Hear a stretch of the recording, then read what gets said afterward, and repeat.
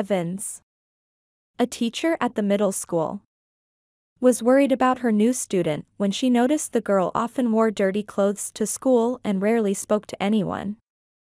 One day, she followed the girl home and made a shocking discovery. "We have a new student this semester," Evans announced to her class. "Can everyone warmly welcome Kitty?" Kitty curled up in her seat as the class greeted her. The young girl's troubling situation became evident when some students asked where she came from and why she was there. Evans knew the sad story that had forced the girl to join their school in the middle of the year. She felt a headache coming on as she glanced at Kitty's transfer papers and quickly diverted the other students.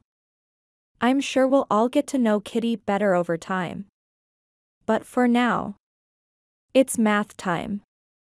The students took out their workbooks while Kitty remained very quiet, keeping her head lowered so her brown hair fell over her face. Evans crouched beside her desk. "Hello, Kitty. I just want you to know I'm always here if you need to talk. Changing schools is tough, but I'm sure you'll settle in soon." Kitty glanced at her, and Evans met her sad brown eyes. The poor child had been through so much. "Thank you, Evans," Kitty whispered. Evans placed a hand on the young girl's shoulder and continued with the class. At the end of the day, she waited outside with Kitty to meet her father. A lively man soon approached them. "Hi, Kitty," he said. "Did you have a good day at school?" He left Miss Evans' side to join the man. "You must be Kitty's father," Miss Evans offered her hand to shake. "I'm her teacher, Evans. Nice to meet you. I'm Steve, Kitty's father." He smiled and shook her hand. He then turned to Kitty. "Why don't you wait in the car, sweetheart? I'm sure you'd like to drop that heavy backpack. I just need a minute to talk to Miss Evans." Kitty glanced strangely at her father but darted off to an old pickup nearby. "Kitty has been through a rough time these past few months," Steve explained. "I'd appreciate it if you could keep an eye on her. I've noticed she's been struggling since we moved here for work." Miss Evans nodded sympathetically. "I understand. I've studied the reason for her transfer here and that her mother recently passed away. Some days are better than others," Steve sighed. "I haven't been able to be around as much as I'd like since we moved. I think things will get better once we settle back into a routine together," Miss Evans reassured him with a smile. "And don't worry. I'll do everything I can to help Kitty adjust. She had good grades at her previous school, and I'm looking forward to seeing her thrive again." Miss Evans kept her promise. She closely monitored Kitty over the following weeks, noticing what troubled the girl often wore the same clothes. At school, Kitty's clothes were generally dusty and stained.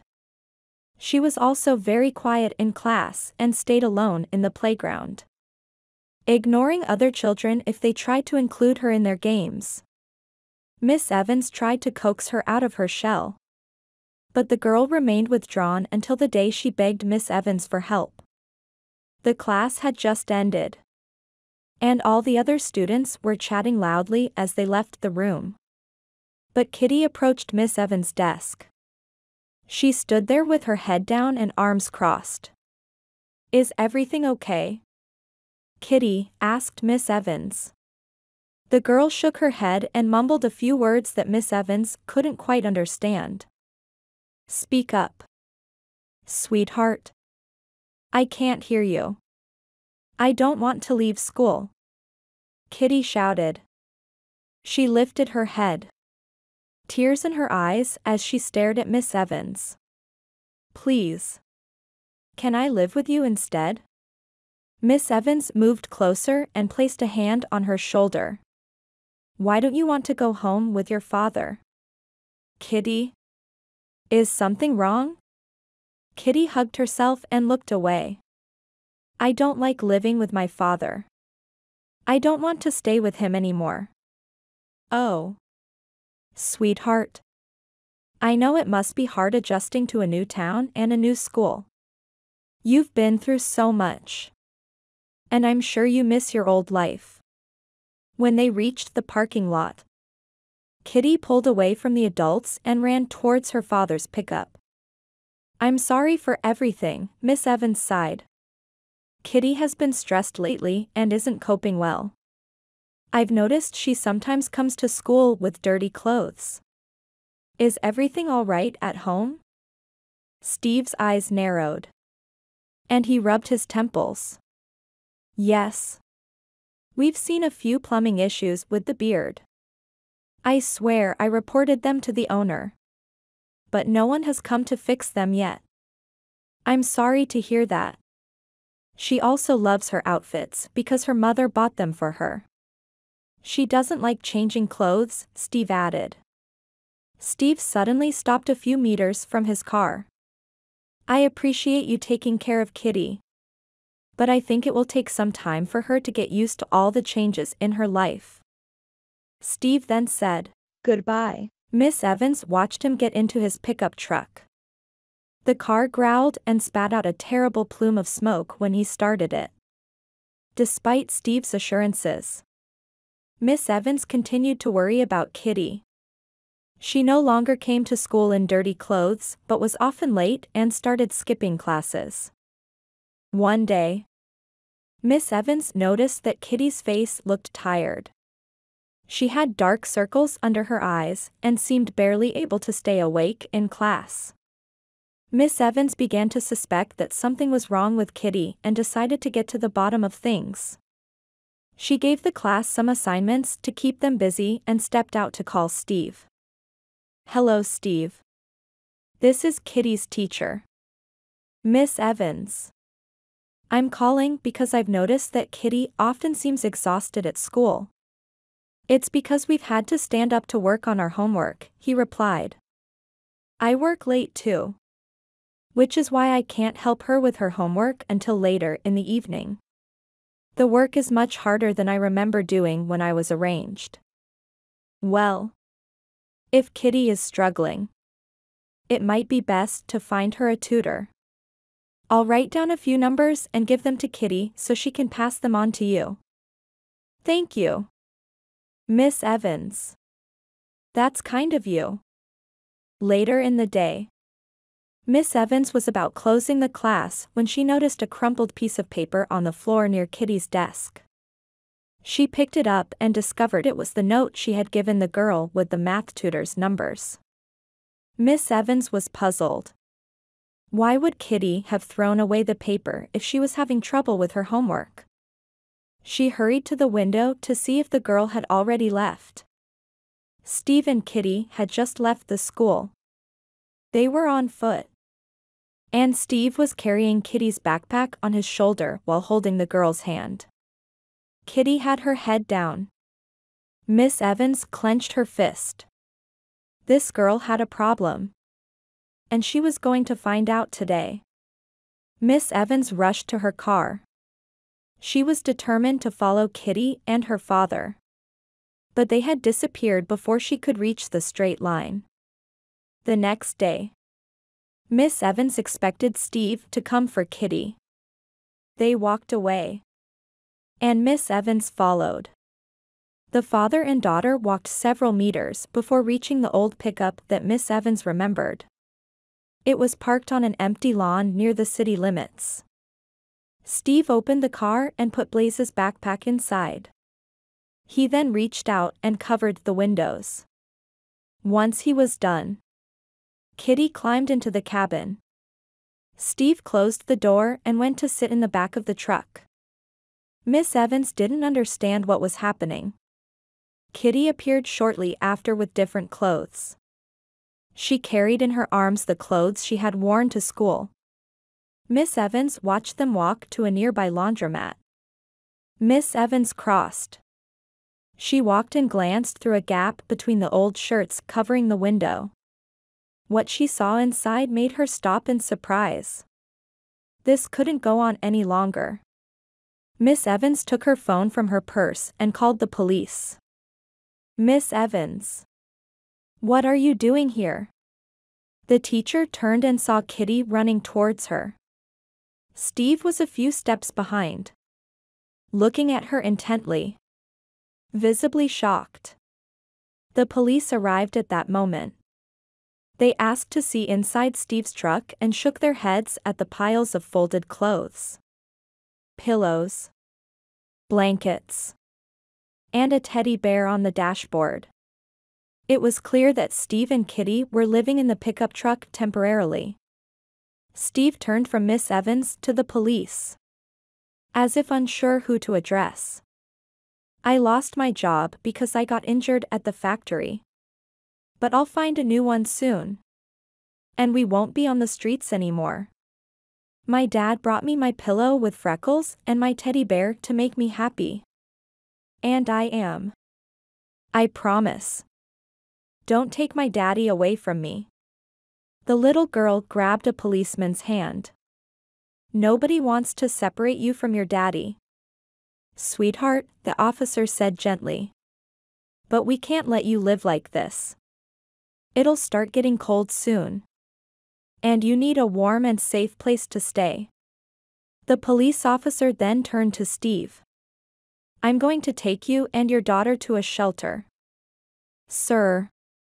I'll help you get back on your feet and make sure you both are taken care of." Steve and Kitty went to the shelter. And Steve was later admitted to a rehabilitation center for his work injury. Meanwhile, Miss Evans organized a special meeting for parents at the school. She explained Steve and Kitty's situation. The school arranged a fundraiser for Steve and Kitty, raising enough money to rent a modest apartment for them. They also donated all the furniture and appliances they needed. With time, Kitty blossomed from a quiet and withdrawn child into a consistently smiling girl. She became the top student in her class and later earned a full scholarship to university. After watching the first story above, do you have any thoughts? Feel free to share your opinions in the comments section. Now, let's watch another similar story. When little Sophie woke up that morning, she could never have imagined that she would go through a terrible ordeal trying to save her mom's life. When the police responded to her frantic call for help, they discovered something unimaginable. Anna and Sophie lived in a small apartment in an apartment complex. They had a very special bond and an adorable relationship. Sophie's father was not part of their lives, though it was sad for Anna to raise her daughter alone. She never regretted having her. Her daughter meant a great deal to her and brought her so much joy and hope. That morning, Sophie woke to the sound of the alarm beside her mother's bed. Her mother usually got up early, long before her, and prepared a good breakfast, while some of the food was still in the oven or on the stove. She would get ready for work after having a hearty breakfast to ensure good sustenance for the day. She made sure Sophie was ready for daycare. Then came the favorite part of the day for the little girls. Anna and Sophie danced together to a few songs, laughing loudly and acting silly before starting their day. Sophie quickly realized it was not like any other day because Anna was still lying down. Her mother was probably very tired and let her sleep a little longer. She happily jumped into the living room and turned on the TV, watching some of her favorite shows while waiting for Mom to wake up.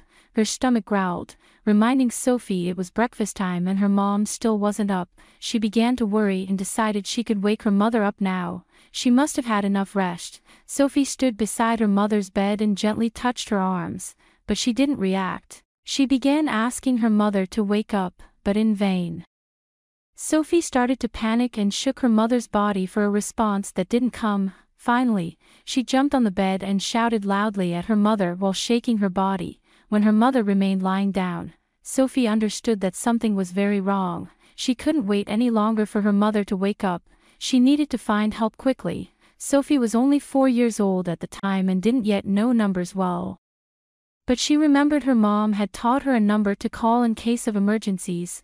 911. The officer who answered Sophie's call was very surprised to hear the little voice of a girl asking for someone to come help her mom. Sophie explained to the officer that her mom was sleeping deeply and she couldn't wake her up. The little girl confirmed that she was only 4 years old. The officer knew he had to send help as quickly as possible. The policeman asked Sophie if her father couldn't help her. Sophie replied sadly that she had never had a father. This made the man very sad, and he felt some compassion for the little girl. Unfortunately, despite the desperate situation, Sophie was able to follow the instructions quite well. The officer asked her to stay on the line all the time. Fortunately, she knew the address of the building where she lived. When the officer asked her to go check if her mother was breathing, she agreed to go and come back with a report. One of the difficult questions the officer had to ask the girl was whether her mother was injured. So many things could have happened to this woman while her daughter slept. Luckily, Sophie was able to confirm that there was no blood on her mother's body and that she was not injured. It took hours for Sophie to hear the sound of an approaching ambulance. For the officer on the other end of the line, it was also very stressful waiting for adequate help. He was painfully aware that this little girl had to face a situation that would have been stressful for any adult, so he stayed on the phone the whole time, trying to reassure her with kind words. The police and paramedics were able to access the building and quickly found Anna and Sophie's apartment door. The officer assured Sophie that they were there to help her and that she should open the door. Sophie was relieved that help was finally arriving and told the officer on the phone that she was ready to open the door for the rescue team. However, a big problem arose at that moment. Sophie was not only a very young girl but also physically small. She simply couldn't reach. Sophie grasped the door handle to open it for her assistance and told the police that she didn't know what to do. The officers encouraged her to find something to help her reach the handle. Sophie looked around and saw a black box on the coffee table. It was light enough for her to carry to the door. Unfortunately, when she stepped on it, the door handle remained out of reach. The officer urged her to look for something else to use. Sophie was a bit scared but realized there were dining chairs she could use. They were very heavy, but she had to try moving one in front of the door. Finally, she could reach the door. As little Sophie struggled to drag the chair with all her strength to the door, her foot got caught in the carpet, and she fell to the floor. The chair collapsed on top of her, and a small cry of panic from the bedroom alerted the officers outside that something was wrong. Sophie was trapped under the chair, gathering all her strength but unable to free herself from this trap. The situation required a radical and urgent intervention. The agencies they were supposed to enter the apartment with decided to knock on the door, as it seemed to be the only way to access it. To minimize trauma, the officers instructed Sophie to cover her ears and began a countdown. At the count of 1, they started knocking on the door. Unfortunately, even after 3 attempts, with only a few splinters hanging in the air, the door remained firmly in place. Perhaps fueled by adrenaline, but on Sophie's last attempt to move the chair's leg, the movement between the chair and the carpet suddenly allowed the little girl to free herself. She was free and quickly ran to her mom to tell her what had happened. The situation temporarily made her forget her mom's condition. When she entered the bedroom, she remembered her mom wasn't responding. Sophie ran to the front door to inform the officers that she was okay and no longer trapped. As she heard their voices fade and their footsteps descend the stairs in panic, she shouted for them not to leave her alone. She was very scared. An officer came running back to reassure the little girl that he wouldn't leave her but was just going downstairs to get tools to open the door. When Sophie's grandmother came to pick her up, it was such a relief for the little girl to see a family member. She hugged her tightly and reassured her that everything would be okay. What led Anna to fall into a coma was discovered by the police that day and was almost unimaginable. When they first entered the apartment, they were hit with a nauseating smell, particularly strong in Anna's room. The police then discovered that a type of toxic mold was growing on the apartment walls.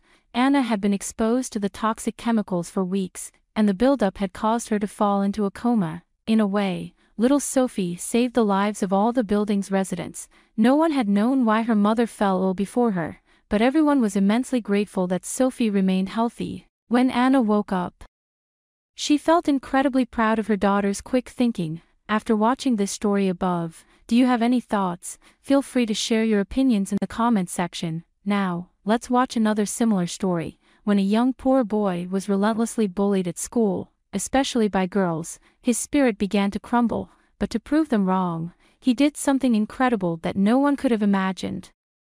School can be tough for many people. It's a time to meet new people and discover one's place in this small slice of society. Sometimes things go well, and kids can become popular and well-liked during these years, but children can also be cruel and spot weaknesses, leading to relentless bullying. Unfortunately, a boy named Jack was part of the latter category. During these early school years, Jack was a victim of relentless bullying and harassment due to his small stature and thinness. People laughed, pushed, and constantly mocked him, even giving him the hurtful nickname, Skinny Little. But it wasn't just the boys who mistreated him, the girls were worse. They made up cruel rhymes about him, spread vicious rumors, and made Jack feel like he didn't belong. While occasional punches or kicks from the boys hurt physically, it was the bullying from the girls that truly crushed his spirit. The years of relentless bullying weighed heavily on Jack's slender shoulders.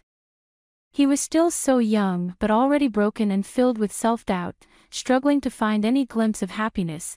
He dreaded waking up every weekday knowing he had to go to school and face new bullying. He actively avoided being seen by any of the girls he knew on the street when he made his way to school. Each day truly felt like a battle to survive the torment that awaited him as soon as he set foot in the schoolyard. At school, it seemed that there was no hope for Jack, but in truth, he channeled all his wounds and pain into the one thing that truly loved him, art. Drawing was where he could escape the harsh judgment of other children and freely express his deepest feelings. The fantastic artworks he created in this room illustrate Jack's talent and creativity hidden beneath his restrained and discouraged appearance. His art teacher, Miss Evans, kind and attentive, always encouraged Jack to draw and express himself, telling him that his art space was a sanctuary.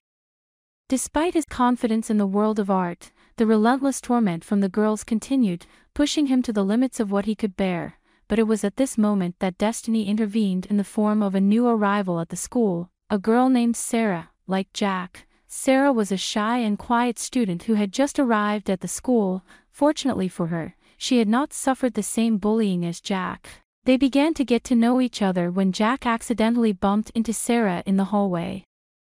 While other girls might have said something mean and unpleasant, Sarah's response was unlike anything Jack had heard from a girl at school before. She sincerely apologized to him, her eyes filled with understanding and compassion. They became friends and got along very well. Sarah didn't judge Jack based on his small stature or thinness and never thought to intimidate him in return. Jack accepted Sarah without question, welcoming her to his new school and providing all the support she needed to fit in and be happy.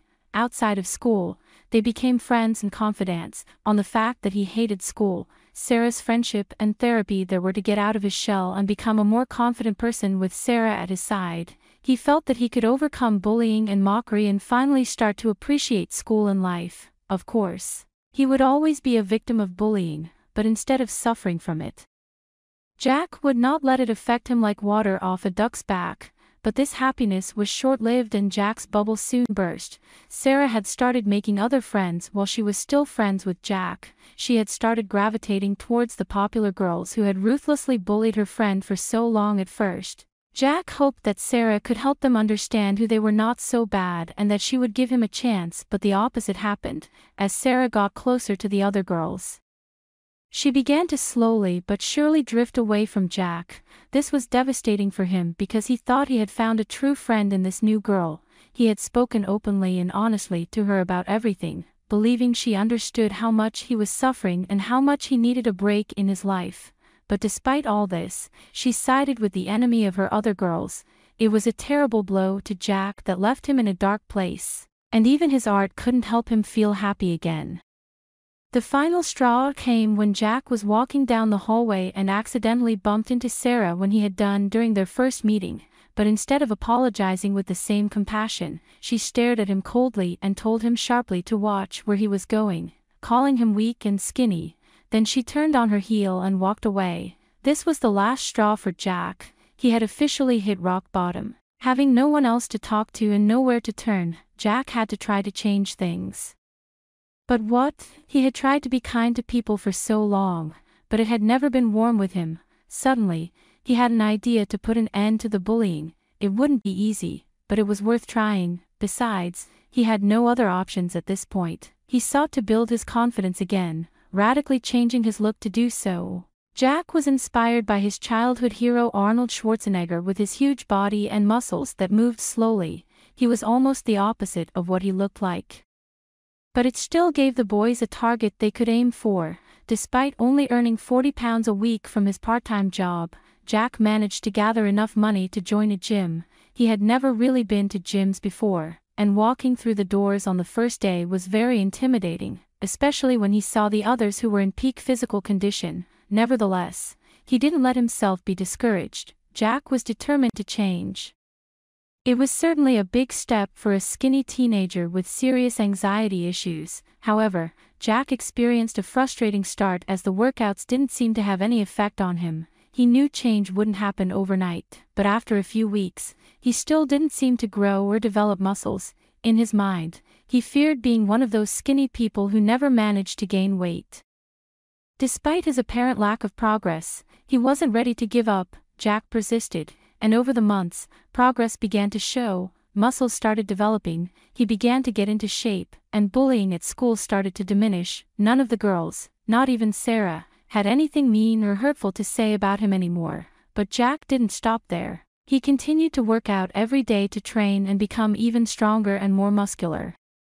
He shared his journey on Instagram and gained a large number of followers every day. Finally, a fitness industry professional heard about Jack's story and began to take interest in him and his challenges. Inspired by his journey and impressed by his transformation, the man invited Jack to Las Vegas for a photo shoot at the bodybuilding convention. Jack joyfully accepted, and before he knew it, he found himself among many others who had heard his story and been inspired by his resilience and perseverance. But things got even better for Jack. Before his departure, he received a visit from the most surprising person of all, Arnold Schwarzenegger himself. Arnold was amazed to learn what Jack had been through and how strong he had remained. He was also very surprised to see old photos of Jack from school and gave him many sincere compliments on his bodybuilding progress.